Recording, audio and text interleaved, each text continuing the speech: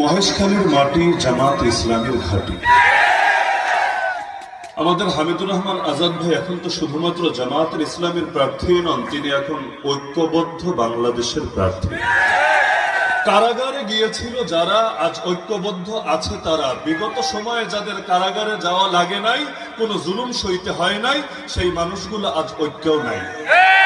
যারা আজ ঐক্যে আছে, সেই ঐক্যবদ্ধ বাংলাদেশের পক্ষ থেকে তিনি শুধু সাধারণ প্রার্থী নন, বরং আমিরে জামাতে সেই মহেশখালীতে যাকে আগামী দিনের মন্ত্রী বলে ঘোষণা দিয়েছেন, তিনি হলেন সেই হামিদুর রহমান আজাদ।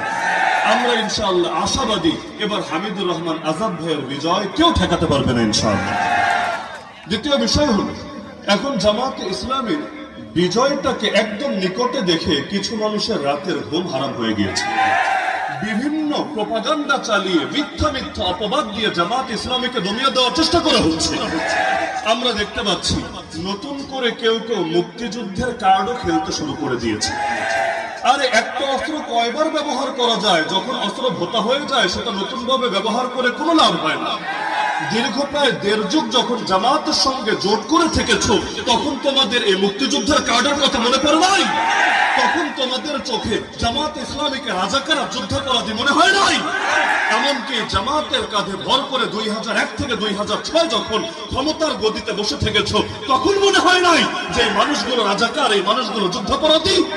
এমনকি দুইটা মন্ত্রণালয় তাদের হাতে তুলে দেওয়ার সময় তোমাদের মনে পড়ে নাই এই মানুষগুলো যুদ্ধাপরাধী, মানুষগুলো রাজাকার?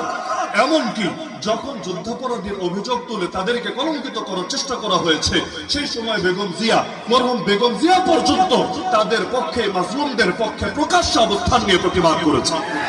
আমি মনে করি আজ যারা এই রাজাকার আর যুদ্ধাপরাধী স্লোগান দিয়ে জামাত ইসলামীকে দমিয়ে দেওয়ার চেষ্টা করবে, এরা হলো শহীদ প্রেসিডেন্ট জিয়াউর রহমানের দুশমন, বেগম জিয়ার দুশমন। তৃতীয় পয়েন্ট হলো, কেউ কেউ নতুন সুর তুলছে জামাত ইসলামী নাকি ধর্ম ব্যবসায়ী। আরে পাগল, ধর্ম ব্যবসায়ী বলে কাকে?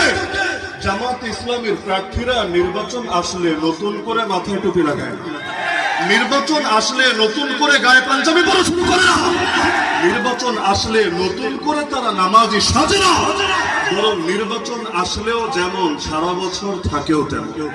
তোমরা যারা নির্বাচন আসলে নতুন করে বেশ ধরো, তোমরাই না খাঁটি ধর্ম ব্যবসা।